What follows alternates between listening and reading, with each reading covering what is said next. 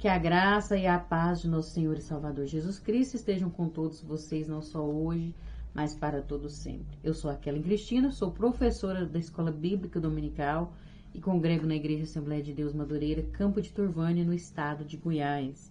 Estou aqui mais uma vez para juntos nós aprendermos mais um pouco da Palavra de Deus através das lições da Escola Bíblica.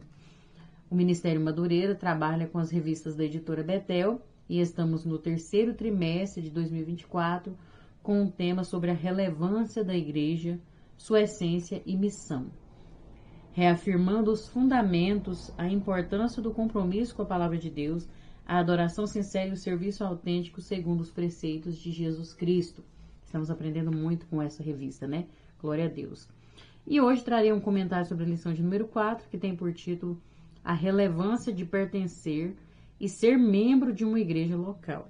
Nosso textuário diz: louvando a Deus e caindo na graça de todo o povo, e todos os dias acrescentava o Senhor à igreja aqueles que se haviam de salvar. Atos 2,47. A verdade aplicada diz: cada membro do corpo de Cristo encontra na vivência comunitária cristã o necessário desenvolvimento e amadurecimento em Cristo. Os objetivos desta lição são estes: salientar a relevância de ser membro do corpo de Cristo, explicar o compromisso do membro da igreja e expor o papel da membresia na igreja e na sociedade.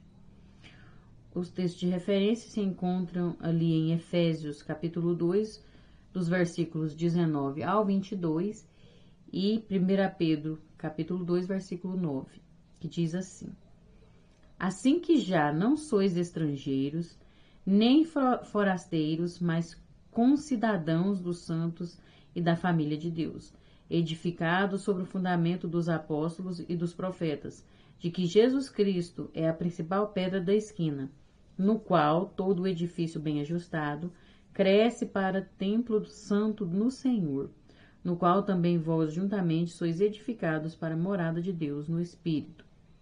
Mas vós sois a geração eleita, o sacerdócio real, a nação santa, o povo adquirido, para que anuncieis as virtudes daquele que vos chamou das trevas para a sua maravilhosa luz. Amém? Leia todo o contexto, né? Leia não somente esses versículos, esteja meditando aí na palavra de Deus, em todos os capítulos mencionados, assim como também as referências que são citadas durante esse vídeo, que aparecem em algum canto aqui do vídeo, e esteja meditando aí na sua casa, né? Tem as leituras complementares aí, uma para cada dia da semana na revista. Se você não tem a revista, você pode ver em vários sites, né? Tem no Google aí, pesquisa em vários sites que tem a revista completa, né? Todas as lições. E você pode acompanhar aí em nome de Jesus, amém? Vamos à introdução que nos diz: a autêntica vida de discípulo de Cristo é vivida num contexto comunitário, onde a manifestação dos dons contribui para a edificação do corpo de Cristo, cada membro cuidando do outro, e assim o corpo vai crescendo com ordem e decência, conforme a palavra de Deus, para a glória de Deus. Tópico 1. Membro da igreja, identidade do cristão. Mediante seu sacrifício vicário na cruz, Jesus estabeleceu a igreja composta por todos os salvos para representá-lo na terra, glorificar o seu nome e proclamar o evangelho. Vejamos como essa verdade é ressaltada na Bíblia. Então, nós vamos ver aqui algumas verdades, né, relacionadas ao caráter do cristão, a identidade do cristão como membro da igreja, durante esse tópico aqui. 1.1. As pessoas que se convertiam eram acrescentadas à igreja. De acordo com o texto de Atos, após se converterem, as pessoas passavam a viver a vida comunitária, se expressando como verdadeiros cristãos, com identidade de cristão, né? Eles demonstravam isso. Por reiteradas vezes, ao escrever suas cartas, o apóstolo Paulo as endereçava a uma comunidade de crentes em determinada localidade, tais como a igreja de Corinto, a igreja de Éfeso, a igreja em Roma, reconhecendo que ali havia uma comunidade de crentes unidos a Cristo entre si. Então ele direcionava ali as cartas, aqueles cristãos, né, em várias cidades, e eles viviam em união, era uma comunidade de pessoas unidas com o mesmo objetivo, com o mesmo propósito de servir a Cristo, de pregar o evangelho, de servir uns aos outros. Então eles tinham uma identidade, as pessoas sabiam que eles eram verdadeiramente servos de Deus, que eles eram discípulos de Cristo.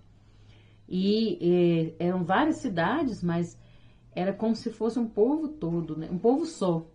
Porque a união, a unidade era uma marca registrada daquele povo.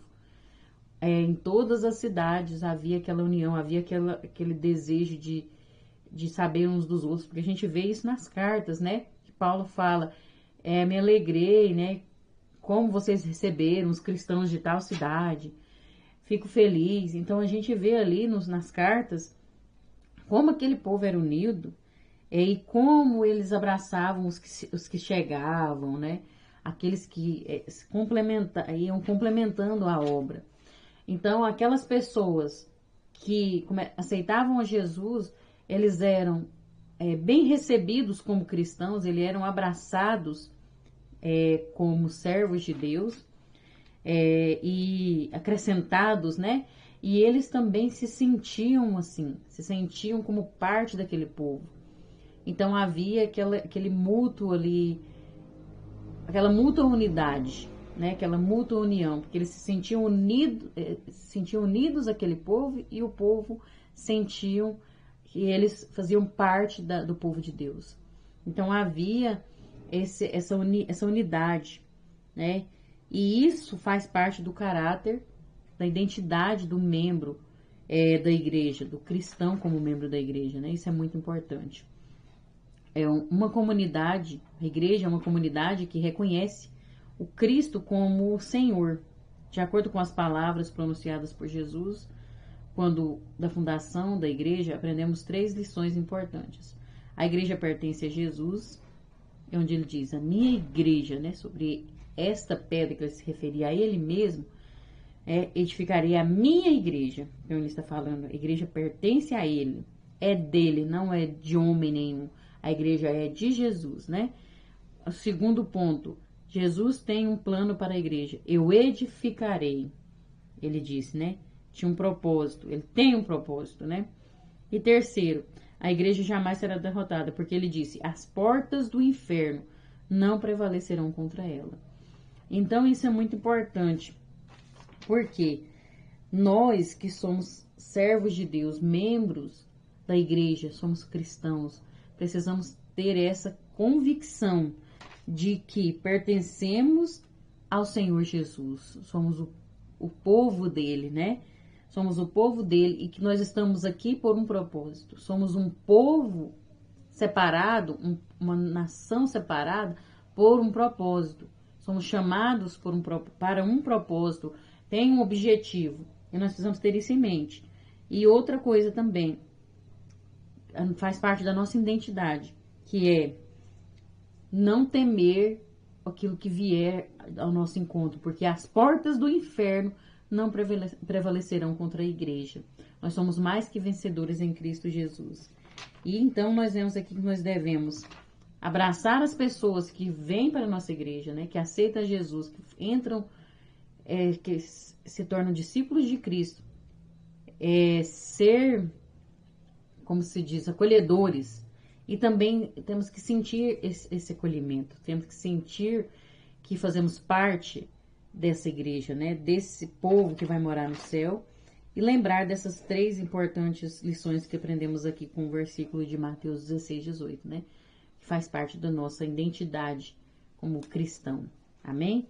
1.2, a relevância de expressar a fé. Outra coisa que faz parte da identidade do membro, do cristão como membro da igreja, é a fé. Nós vamos ver aqui. A vida cristã se expressa em um contexto de uma igreja. Ser membro da igreja é fundamental a fim de expressar a fé em Cristo. Em qualquer lugar do mundo, ser crente é sinônimo de ser ligado a um corpo local.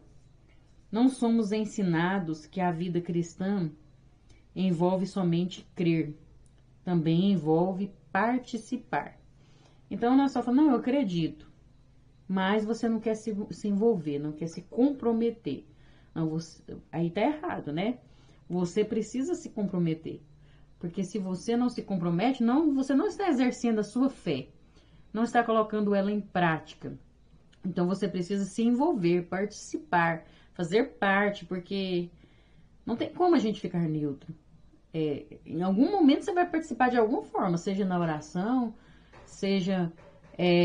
para começar, já participa quando toma a ceia, né? Já participa frequentando. Então, assim, não tem como, você está envolvido. Mas você tem que se envolver de forma completa, corpo, alma e espírito, né? Isso é uma demonstração de fé.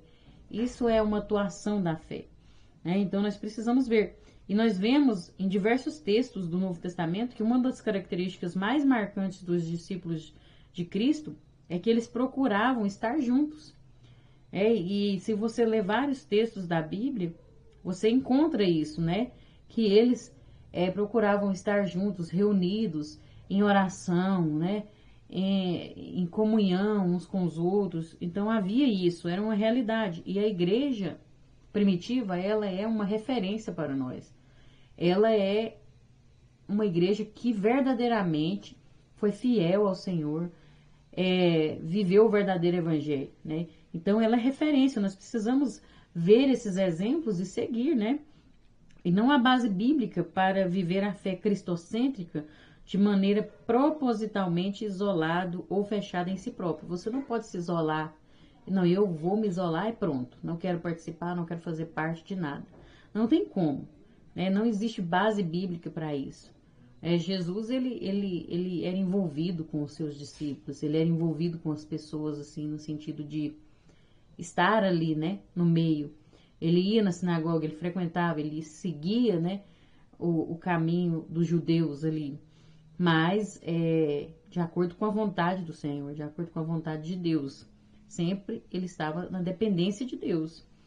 E nós vemos aqui que o apóstolo Paulo, após ser batizado, procurou estar com os discípulos em Damasco, e quando retornou a Jerusalém, procurava juntar-se aos discípulos. Mesmo os discípulos tendo medo dele, ele ainda procurou estar ali envolvido, né, próximo a eles, porque fazia parte daquele povo, né, fazia parte da sua identidade estar com eles. O gentil Cornélio, após a experiência da conversão, tinha o desejo de estar mais tempo com aqueles que também estavam em Cristo. É preciso vigilância para que não desprezemos a relevância de estarmos juntos como povo de Deus. Estarmos juntos com sinceridade, né? Com união verdadeira, com amor verdadeiro, não de qualquer maneira. É preciso cuidado para não sermos influenciados pelo espírito de murmuração ou crítico. Isso é algo que é terrível, né? Porque só enfatiza pontos negativos e a gente nunca fica satisfeito. Você vai na igreja, você vai em todo evento que você critica, você bota defeito, fala que tá ruim, né? Começa a ir pro culto, não para adorar a Deus, começa a observar as pessoas, não consegue concentrar ali sua adoração a Deus. Então isso é algo que a gente precisa estar vigiando o tempo todo.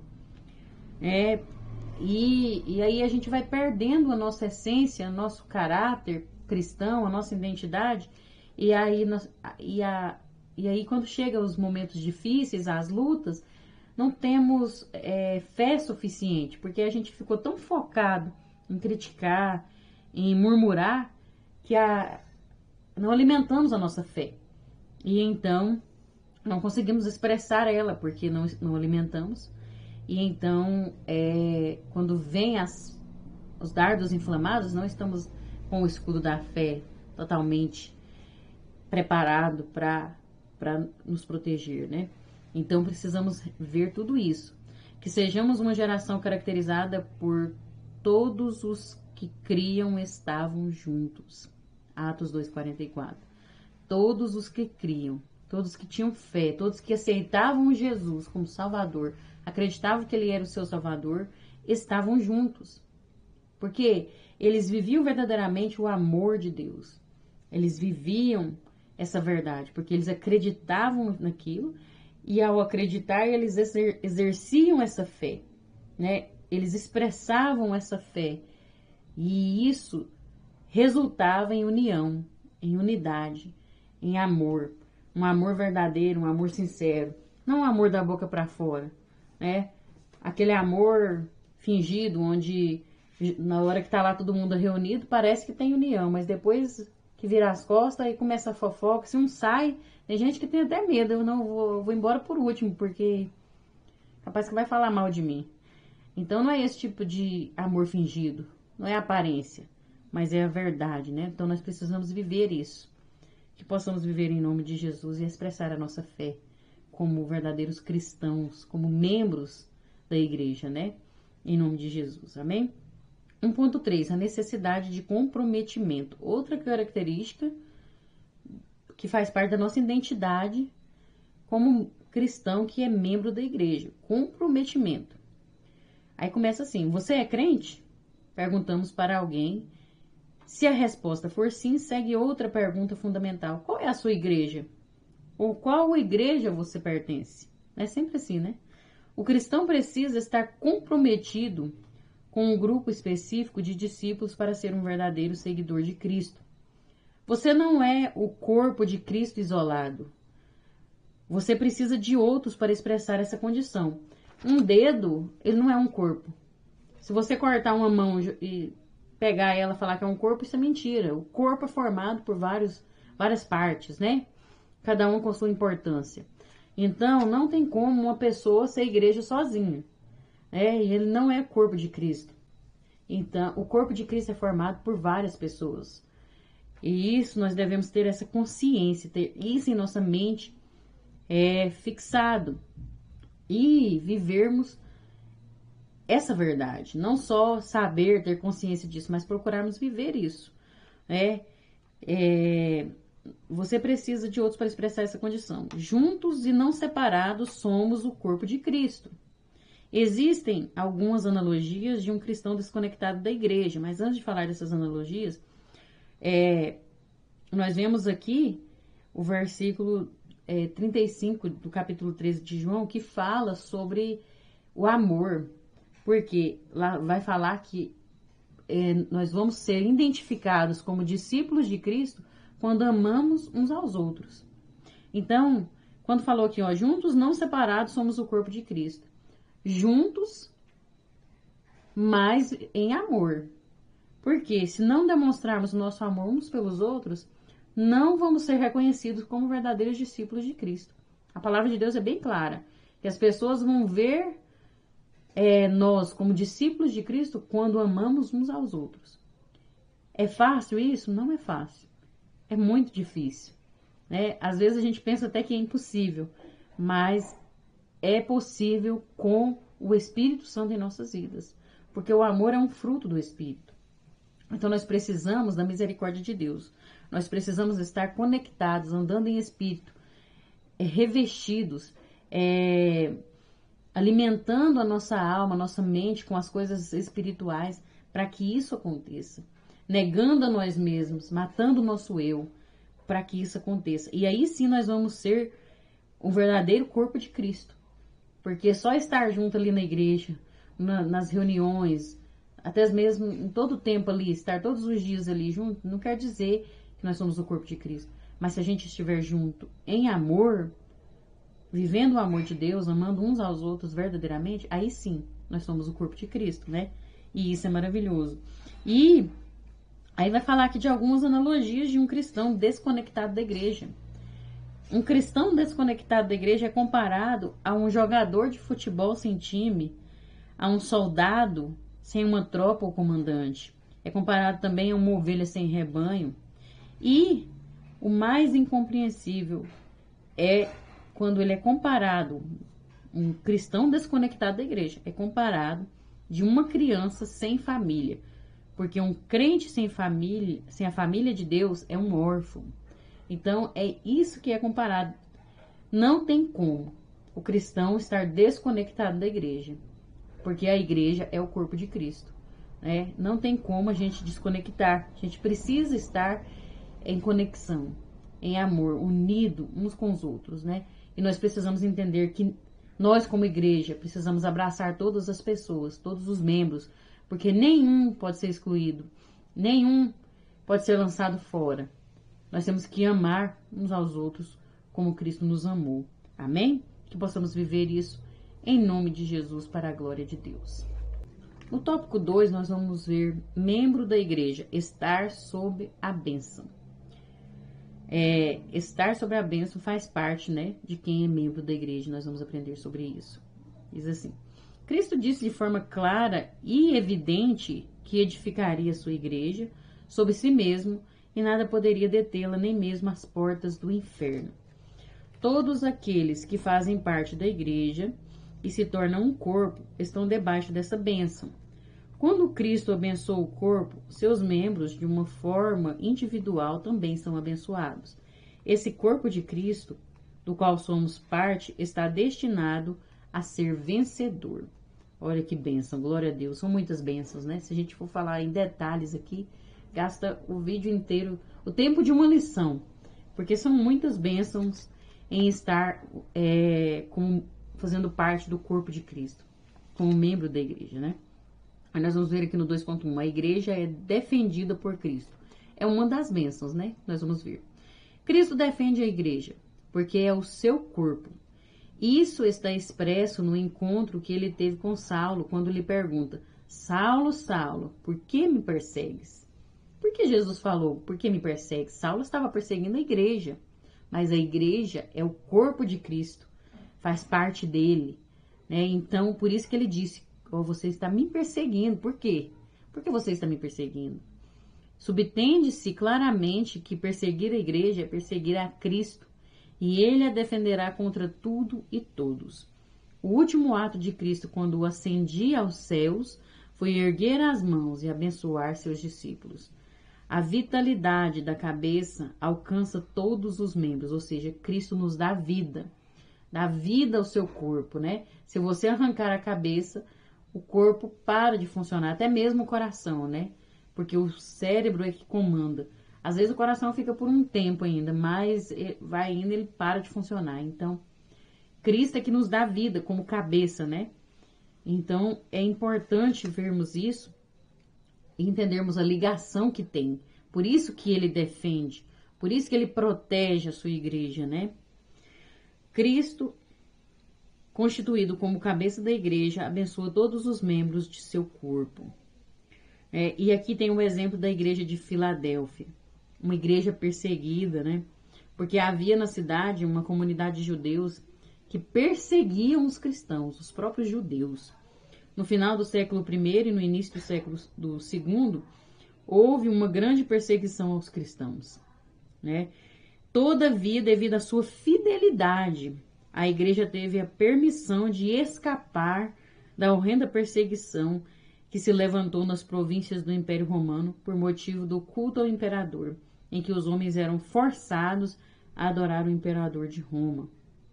Os discípulos de Cristo não devem ficar surpresos ou espantados às inúmeras adversidades e provações, pois o próprio Cristo afirmou acerca das aflições e perseguições. Ele mesmo disse: olha, o mundo me odiou, então vocês serão odiados, vocês serão perseguidos, porque eu fui perseguido. Então não se assustem, não temam.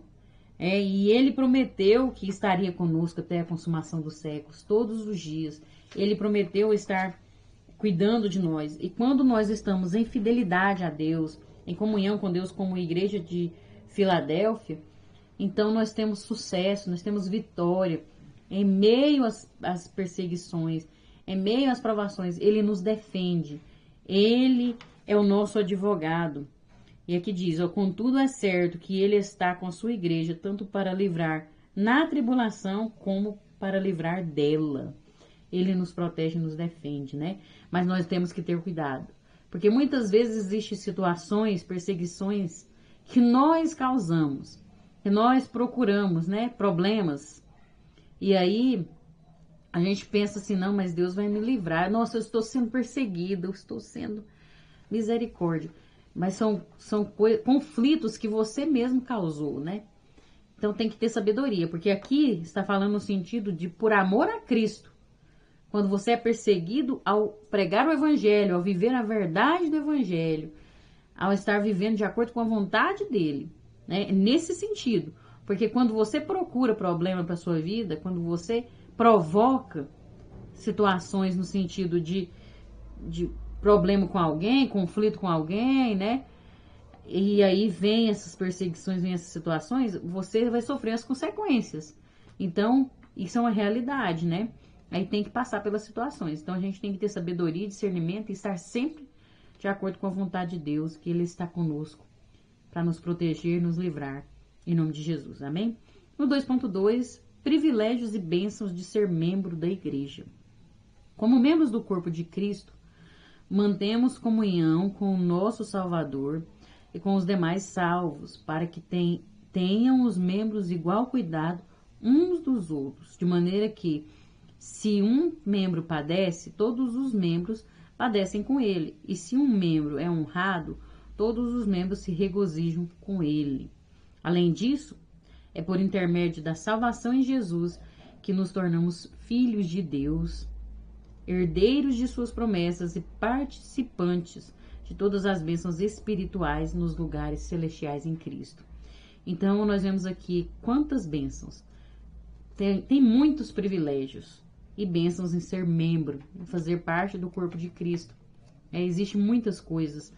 São muitas mesmo. Por isso que eu falei que era um vídeo de uma lição, para falar de todas elas aqui. E são infinitas bênçãos mesmo. Vale a pena a gente servir a esse Deus. Vale a pena a gente ser membro do corpo de Cristo. De verdade, com sinceridade. Entregar todo o nosso ser para isso. De acordo com a palavra de Deus, né? Oferecermos o nosso melhor para o reino de Deus. Porque a gente alcança um nível espiritual e as bênçãos celestiais estão ali sendo derramadas sobre nós. Então nós precisamos estar vivendo isso. A ação do Espírito Santo na vida do discípulo de Cristo não se restringe a conceder poder para proclamar o Evangelho. Não está só nisso. Você não ganha somente poder para proclamar o Evangelho. Tem muito mais, né? São muitas bênçãos. Também atua produzindo fruto na vida do nascido de novo. Aí você vai lá em Gálatas 5:22, você vê quantas bênçãos, o que é o fruto do Espírito que é produzido em nossas vidas quando nós entregamos a ação do Espírito Santo, permitimos ele agir, né? O Espírito opera também na formação do corpo de Cristo. Assim, estar no Espírito resulta na comunhão com os outros membros da igreja. O Espírito opera incorporando e capacitando cada membro com dons, visando o bem do corpo para que todos sejam beneficiados. Não existe membro do corpo de Cristo tão carente que esteja isento da responsabilidade de cuidar de outros, como não existe um membro tão completo que não necessite de cuidados.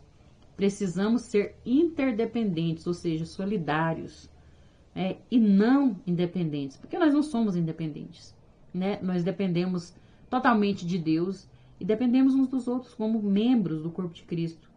Como corpo de Cristo, nós precisamos uns dos outros, né? Um precisa estar ajudando ao outro. E aí é muito importante isso aqui, ó. Se um padece, todos os outros sofrem.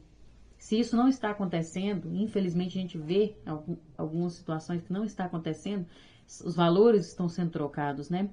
Porque quando um sofre, um padece, muitos estão comemorando. Acham aquilo, acham bom aquilo, né? O sofrimento do outro. E quando alguém é honrado, se alegra, em vez de se alegrarem, não, se entristecem. Se entristecem com a felicidade do outro.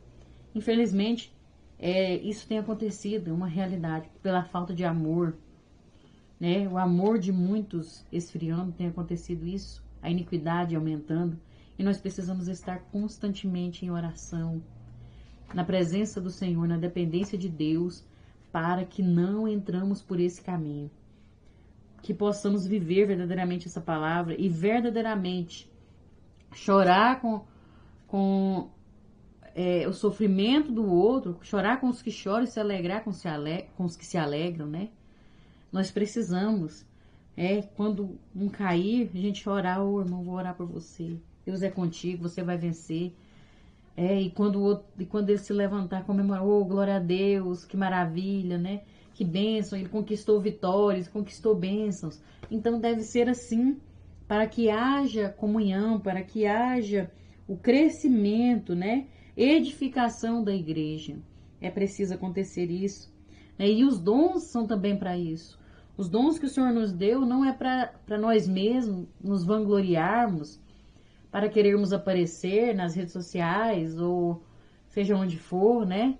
Não, é para edificação da igreja, é para servirmos uns aos outros, para que o outro cresça espiritualmente, para que o outro seja abençoado. Então deve ser assim. Se nós estivermos com esse pensamento, nós precisamos rever como estamos, né? A palavra de Deus está sempre nos ensinando. E essa revista fala disso, né? Adoração sincera, serviço autêntico. Então nós precisamos viver isso em nome de Jesus. Amém? Nós precisamos disso. Amém? 2.3. O perigo de se profanar a igreja.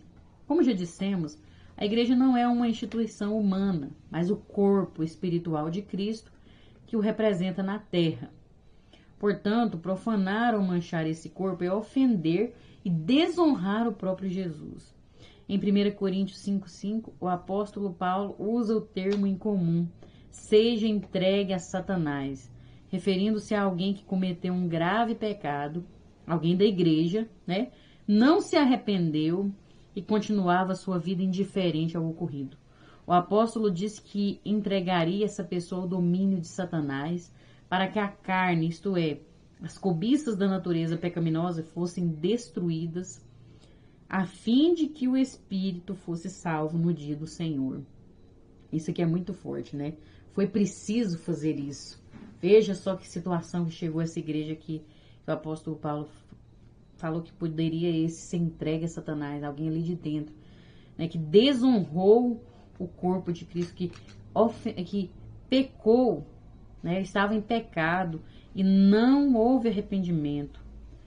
Porque pecar, errar, todos erram, mas é preciso haver arrependimento, é preciso haver o reconhecimento do pecado, né? Reconhecer que errou e o arrependimento. E um ponto importante do arrependimento é quando reconhece que errou, né? E aí muda de vida. Então não houve isso, aí foi preciso, né, ter essa atitude para que pelo menos a pessoa conseguisse a salvação, para que acontecesse isso, né? Veja, eu penso que não foi fácil para Paulo, né? Foi difícil, né? Porque não é fácil lidar com uma situação dessa. E aqui nós vemos aqui também, essa revelação mostra que fora do convívio da igreja, da presença de Deus, da comunhão, né? E consequentemente de Cristo, a pessoa deixa de desfrutar de bênçãos que alcançam os que estão em comunhão com a igreja e passa a sofrer sérias consequências. Quem dá a vida é Deus, mas quem cuida é a família. Quem salva é Cristo, mas quem cuida é a igreja. Valorizemos, portanto, nossa privilegiada posição de membros do corpo de Cristo. E quando fala que deixa de desfrutar bênçãos de quem está em comunhão com a igreja, né? E passa a sofrer sérias consequências. Isso não quer dizer só da pessoa que está afastado da igreja, mas de muitos que estão dentro da igreja, participam da ceia, mas estão fora da comunhão, estão em pecado, estão desobedecendo a palavra de Deus, estão zombando de Deus e do corpo de Cristo, né? Estão zombando do sangue que Jesus derramou na cruz do Calvário e não reconhecem, não consertam a sua vida. Muitos dentro da igreja vivendo uma vida de aparência dessa forma e não mudam de vida. Essas pessoas vão sofrer sérias consequências. Essas pessoas estão dentro da igreja, parecem estar bem, parecem estar em Cristo, mas estão deixando de participar, de desfrutar das bênçãos celestiais, das bênçãos espirituais. E se não tiver um arrependimento, uma mudança de vida, correm o risco de perder a salvação. Essa é uma realidade. Por isso vai falar, nós precisamos valorizar a privilegiada posição de membros do corpo de Cristo, mas uma comunhão verdadeira, uma posição de obediência, não de qualquer maneira, não de aparência, né? Precisamos valorizar e precisamos ver como está a nossa vida diante de Deus. Meu Deus, não podemos brincar. Não é tempo de brincar mais, né? Nós precisamos rever os nossos conceitos, como estamos vivendo diante de Cristo, né? O que adianta eu mostrar para o meu pastor, para as pessoas, uma coisa que não é verdade e perder a salvação? Não adianta. Não vale a pena, né? Vale a pena a gente estar diante de Deus em sinceridade e verdade, né? Foi o próprio Jesus Cristo quem primeiro tratou sobre a igreja lidar com a aplicação da disciplina. É importante haver esse conserto, é importante haver essa correção, né?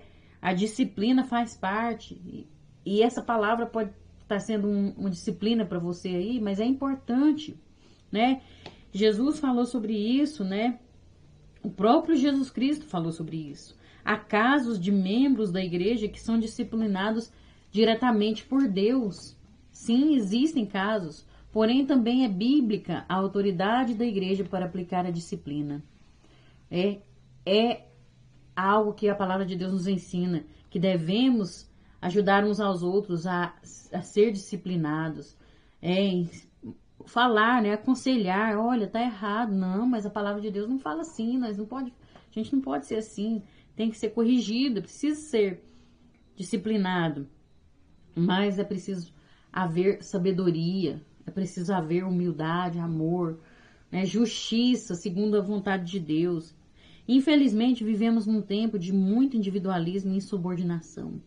Além disso, em muitas igrejas locais não se exerce mais a autoridade concedida por Deus para aplicar a disciplina.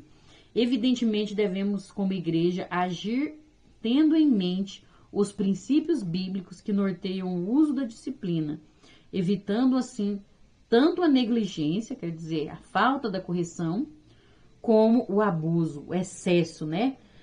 Como se fôssemos juízes que condenássemos as pessoas ao inferno. Não podemos ser assim também, né? Então, por isso que precisa, né? A palavra de Deus fala que tem que ser com amor, com humildade, na intenção de ajudar aquela pessoa a seguir o caminho. Não de querer destruir aquela pessoa como se a gente fosse perfeito, como se a gente nunca errasse, como se a gente fosse melhor do que aquela pessoa, não. Mas se colocando no lugar, como Jesus Cristo faria por nós, como Ele faz por nós. Que possamos, então, aprender isso e aceitarmos a correção, aceitarmos a disciplina, porque muitas pessoas não querem. Já teve casos de pessoas que levaram igrejas na justiça porque não aceitaram a correção. Não podemos agir dessa forma, né? Porque a palavra ela vem para nos confrontar. Ela é apta para edificação, para consolação, para exortação. Então nós precisamos abraçar a palavra de Deus e entregar tudo nas mãos de Deus e pedir a Ele que nos ajude no caminho certo, em nome de Jesus. Amém? No tópico 3, nós vamos ver membro da igreja, sob liderança espiritual. Os apóstolos reconheceram que os dois mais importantes ministérios de um líder espiritual era pregar e orar. Essa oração, muitas vezes chamada de intercessão, tinha como finalidade abençoar e proteger os cristãos. Nessa mesma linha, vemos Paulo afirmando que, de modo frequente, intercedia pela igreja e a fazia saber que estava orando por ela. Ele escrevia cartas e falava, né, que estava em oração por aquela igreja, intercedendo por aquela igreja, e comemorava as vitórias e tal e tal. Todos nós sabemos, né, quem já leu aí as cartas do apóstolo Paulo entende. No 3.1 nós vamos ver a relevância da intercessão pela igreja. Aqui no sentido da liderança, né, que intercede pelo povo de Deus. O apóstolo Paulo elogiou o combate que Epáfras, líder da igreja em Colossos, demonstrava na oração por eles.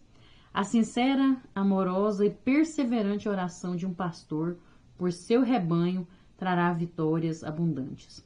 Hebreus 13:17 diz que os pastores velam pelas almas que lhes foram confiadas. Velar é estar sempre atento, a fim de proteger o rebanho, como fazia um pastor de ovelhas.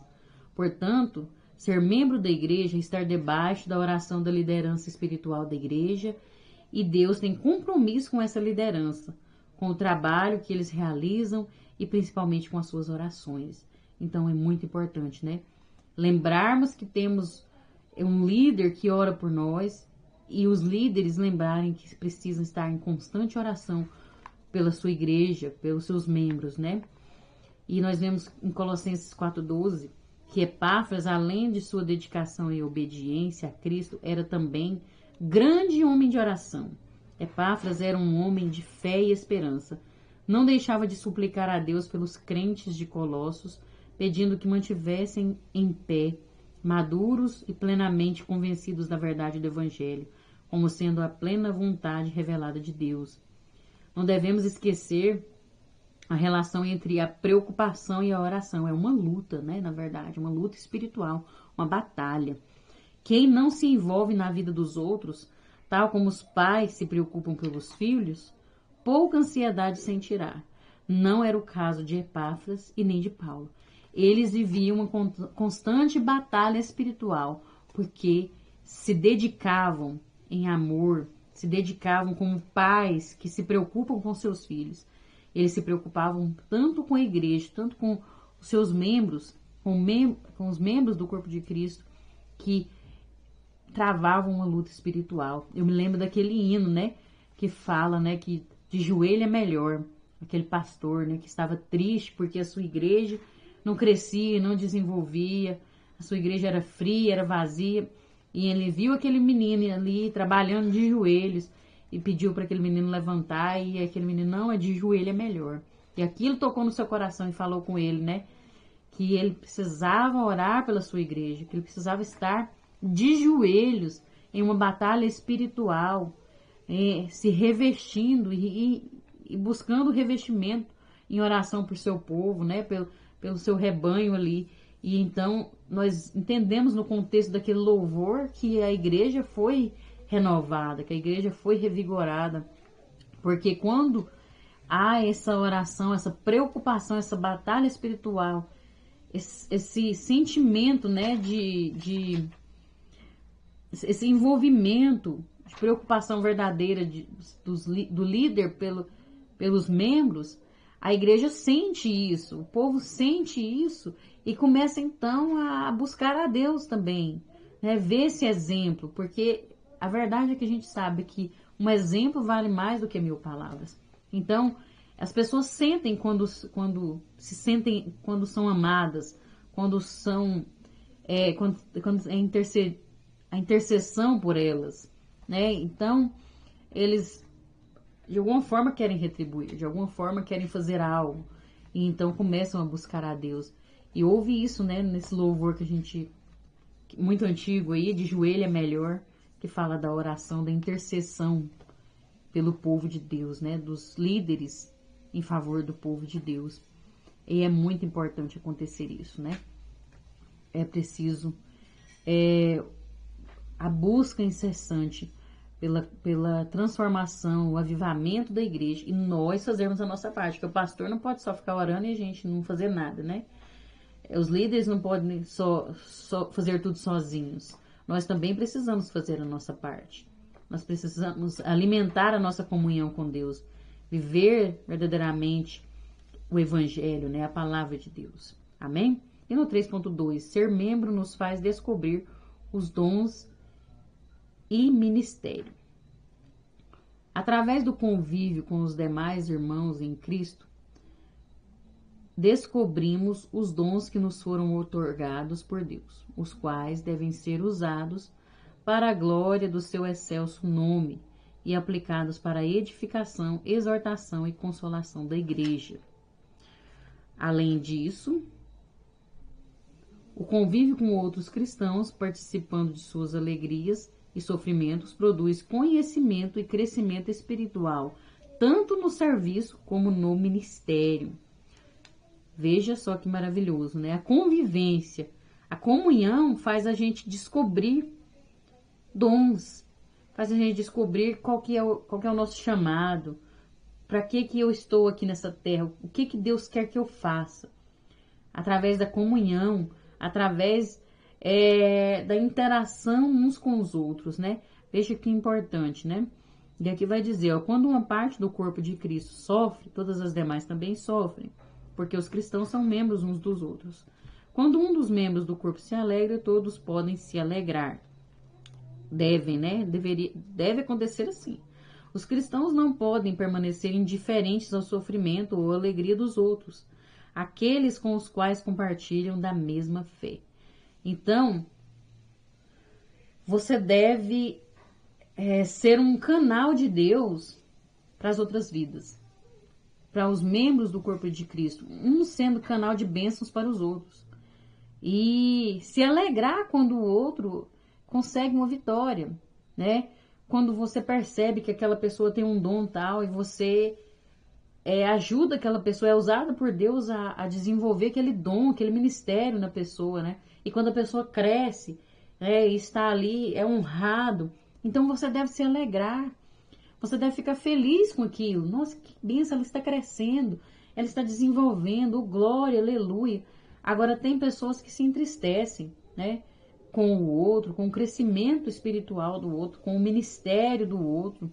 Não pode acontecer isso, né? Nós precisamos se alegrar e influenciar no ministério uns dos outros de forma positiva. Um membro precisa fazer isso com o outro, né? Ser verdadeiramente companheiro, sincero, amoroso, verdadeiramente um discípulo de Cristo. Porque o discípulo de Cristo, ele vive assim. Quem segue os passos de Cristo vive dessa forma, né? Se alegra com o que o outro, o crescimento do outro, né? E isso é muito importante. E faz desenvolver esse ministério, esses dons, né? Em vez de implicar, de ficar com inveja, de ficar incomodado, não, se alegra e fala, não, você vai crescer mais e mais. Se eu puder te ajudar, eu vou te ajudar, minha irmã, meu irmão. Eis-me aqui para somar com você. Agora tem gente que vê o outro lá querendo louvar a Deus, às vezes tem o dom de louvar, mas tem uma simplicidade, às vezes não consegue decorar a letra, às vezes não consegue acompanhar um instrumento, aí fica criticando, fica abusando daquela pessoa, sabe? Isso é muito triste. Misericórdia, gente, como membro uns dos outros, fazer uma coisa dessa, não pode. Em vez disso, né, se puder ajudar, ajuda. Se não puder, ora por aquela pessoa, mas não fica rindo, não, criticando, com deboche. Não faz isso, não. Isso não é papel de crente, não. Ainda mais membro da igreja. Então a gente tem que... A nossa vida precisa ser um canal de bênçãos para a vida do outro. De edificação uns dos outros. E não de pedra de tropeço. E não de destruição. Que possamos viver isso em nome de Jesus. Amém? No 3.3, cristãos maduros na fé ajudam quem está iniciando. No Antigo Testamento, vemos o exemplo de Josué, que cresceu servindo a Moisés e depois se tornou seu sucessor. Vemos também o exemplo de Eliseu, que serviu ao profeta Elias, sucedendo-o posteriormente. Paulo chamava Timóteo, que foi o seu discípulo, e por quem... Paulo chama Timóteo, que foi o seu discípulo, e por quem tinha grande apreço, o chamando de meu filho. Isso significa que o ministério de Timóteo cresceu sob a orientação e cuidados pastorais do apóstolo. Em sua epístola a Tito, em termos de coletividade, o apóstolo Paulo recomenda que as irmãs experientes ajudem as menos experientes. Então veja aí o exemplo, né, dos grandes homens de Deus que ensinaram uns aos outros, né? Mas já tem gente que vai pensar, não, eu vou ensinar e ele vai me substituir, porque Josué substituiu Moisés, ele substituiu Eliseu, não substituiu, cada um serviu de alguma forma, ninguém substitui ninguém, cada um é de um jeito, cada um Deus usa de uma forma. Então, a pessoa não pode ficar com esse pensamento egoísta de falar, não vou ensinar, não vou ajudar essa pessoa, não, porque ela vai crescer e vai tomar meu lugar, vai aparecer mais do que eu. Uai, você que quer aparecer? Porque que eu saiba, no reino de Deus, como servos de Deus, no corpo de Cristo, quem aparece é Jesus. É a glória para Ele. Então, vai incomodar por quê? O que é isso? Vai orar, vai converter. Precisa te converter, porque nós não estamos aqui para querer aparecer mais que os outros, não. Ficar incomodado se alguém está aparecendo mais que a gente, não. Misericórdia. Precisa de converter. Essa revista ela veio para dar um tapa na nossa cara. Para a gente mudar, para a gente descer do pedestal e humilhar mais e dar a honra e a glória para Deus. Porque muitas vezes fica incomodado do outro. De ensinar o outro. Não posso ensinar nada, não. Tá chegando na igreja agora, chegou na igreja, não pode ajudar, não. Não, porque, já fica incomodado, né? Já tá errado. Então precisa haver um conserto, porque nós, cristãos maduros, nós temos que ajudar os que estão iniciando. E se ele desenvolver e ser usado por Deus, glória por isso. A obra de Deus está crescendo. O nome de Deus está sendo glorificado. Nós temos que alegrar, nós temos que ficar felizes e ver, olha que bênção. Eu servi para alguma coisa, fui útil para ajudar esse irmão, para ajudar aquela irmã. Glória. Se a minha vida te serve, Senhor, então me usa. Eu quero servir o meu próximo, eu quero ajudar, né? E vai falar até das irmãs mais experientes, né? Ajuda as menos experientes. Seja um canal de bênção para ajudar uns aos outros, né? Nós vemos aqui que Timóteo foi um jovem cristão de Listra que viajou e atuou junto com Paulo durante suas segunda e terceira viagens missionárias. Verdadeiro filho se refere ao filho legítimo que possuía todos os direitos e privilégios como membro da família. Era o que Paulo, né, falava dele, né? Paulo queria mostrar que aceitava totalmente Timóteo como cristão, como filho na fé. Olha que honra, né? Ele honrando, né, o jovem Timóteo, ficava feliz em falar sobre ele, o desenvolvimento dele, se alegrava. E é isso que nós devemos fazer. É isso que deve acontecer em nossas vidas. Ajudar uns aos outros, abraçar, amar o próximo, amar os membros da igreja e ajudar e se alegrar com o desenvolvimento deles, com o crescimento espiritual deles, que possamos viver isso. Esse convívio vai fazer com que cresçamos espiritualmente. Essas atitudes vai fazer com que nos aproximamos mais e mais de Deus. E também que reflitamos o caráter de Cristo. As pessoas vão olhar em nós e ver o amor de Deus, e ver o caráter de Cristo em nossas vidas. E então haverá salvação de almas, haverá transformação de vidas e edificação. E o nome de Deus será glorificado. Que possamos viver isso em nome de Jesus. Amém? Porque é para isso que fomos chamados. E a conclusão vai nos dizer: faz parte do perfeito plano de Deus que os salvos em Cristo Jesus vivam em comunhão, como corpo de Cristo, cuidando uns dos outros, conforme o dom dado a cada um pelo Espírito, visando o cumprimento da missão dada à igreja e o aumento do corpo para a sua edificação em amor, para a glória de Deus. Amém? Olha que bênção, né? Eu aprendi muito com essa lição. Espero que você tenha aprendido também. Que o Espírito Santo possa falar melhor ao seu coração, fazer germinar essa semente que foi plantada e que dê muitos frutos para a honra e glória do Senhor. E até a próxima lição, se Deus assim nos permitir. Se Jesus não tiver voltado, né? Estaremos aqui novamente para aprendermos mais um pouco. E que Deus abençoe todos vocês aí que estão curtindo, compartilhando, se inscrevendo neste canal. Que Deus recompense grandemente você que tem orado, você que assiste até o final, né? Forte aí, firme e forte, vencendo a carne, porque não é fácil. Que o Senhor possa te recompensar em nome de Jesus. E Deus abençoe todos vocês. Fiquem na paz.